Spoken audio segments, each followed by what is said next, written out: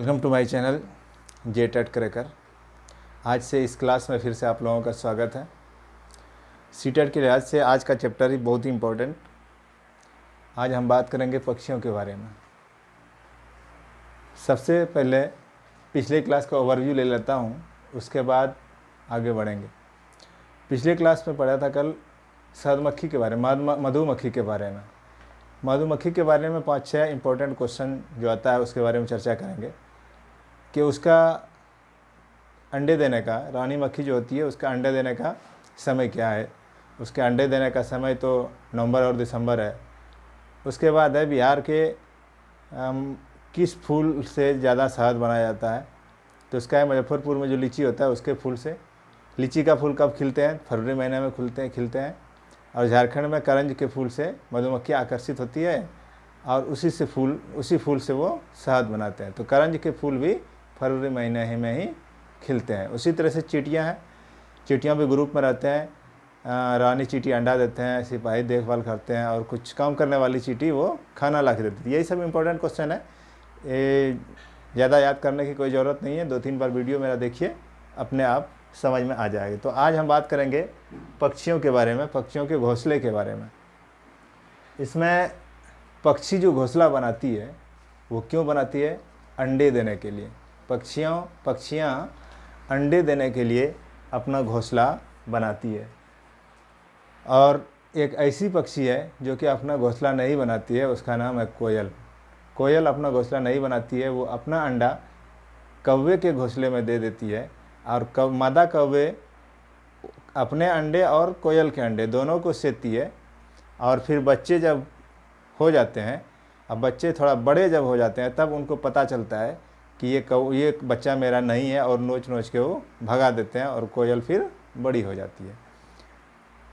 उसके बाद कौवा का जो घोंसला होता है वो पेड़ के ऊंचे टहनियों पर रहते हैं।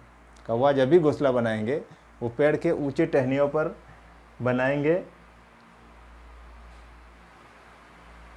कौवे के घोंसले में क्या क्या चीज़ रहता है वो हम बता रहे हैं। कौवे के घोंसले में लोहे के तार भी पाए जाते हैं, और लकड़ी की पतली डालियाँ, लकड़ी की जो पतली डालियाँ होती है वो भी उससे भी कौवा अपने घोंसले बनाते हैं। दूसरा पक्षी नाम है फाख्ता। फाख्ता जिसको कि पड़ोकी भी कहते हैं। पड़ोकी, यहाँ देखिए, कैक्टस के कांटों के बीच, कैक्टस जो कांटा होता है, कैक्टस का जो कांटा होता है, ये मरुस्थलीय पौधा होता है कैक्टस, उसका जो कांटा होता है उसी के बीच वो घोंसला बनाती है और उसमें अंडे देती है। और एक मेहंदी का जो डाली है उसमें भी अंडे देती है। गौरैया, जो कि घर में हम लोग देखते हैं गौरैया को, वो कहीं भी अंडा देती थी जहाँ उनको लगता है कि यहाँ किसी अन्य चीज़ का पहुँच नहीं हो, तो वो अंडा वहाँ पर दे देती है। जैसे घर में अलमारी होता है तो उसमें अंडे दे देती है, वो छत पे दे देती है, और आईना के पीछे भी वो अंडे दे देती है। उसके बाद है बसंत गौरी। बसंत गौरी पेड़ के तना में लंबे गहरे छेद करती है और वहीं अपना अंडा दे देती है। दर्जिन चिड़िया, नाम से ही पता चल रहा है कि दर्जिन चिड़िया का क्या काम हो सकता है। दर्जिन चिड़िया मतलब दर्जी के तरह ही काम करती है। अपने नुकीली चोंच से पत्तों को सी कर ये अपना घोंसला बनाती है। और उसके बाद शक्करखोरा, एक पक्षी का नाम है शक्करखोरा। वो लटकता हुआ घोंसला बनाता है। यहाँ पर लिखा हुआ है लटकता घोंसला। यहाँ पर वो घोंसला जो होता है उसका वो लटकता हुआ दिखाई देता है। उसी पक्षी का नाम है शक्करखोरा। उसके घोंसला में क्या क्या होता है वो हम बात कर रहे हैं। तो बारीक घास, पतला घास शक्करखोरा के घोंसला में रहता है। पतली टहनियाँ, वो किसी भी पेड़ का हो लेकिन पतली टहनियाँ। सूखे पत्ते भी पाए जाते हैं। रुई भी, पेड़ के छाल, पतला छाल, कपड़े के चिथड़े, मकड़ी के जाल और बाल भी पाए जाते हैं। ये सभी चीज़ किस पक्षी के घोंसला में पाया जाता है? शक्करखोरा पक्षी के घोंसला में ये सभी चीज़ पाया जाता है। उसके बाद हम बात करेंगे इंडियन रॉबिन, जिसको के कलचिड़ी के नाम से भी जाना जाता है। ये घोंसला जो बनाती है वो पेड़ पर नहीं बनाती है, वो पत्थरों के बीच में बनाती है। कभी कभी पहाड़ पे घूमने जाते हैं तो वहाँ चिड़िया का घोंसला भी मिलता है, वही इंडियन रॉबिन है। पत्थरों के बीच मुलायम घोंसले बनाते हैं। कौन से पक्षी? Indian robin. उसके बाद नर वीवर, मेल वीवर, ये बहुत सारा घोंसला बनाते हैं।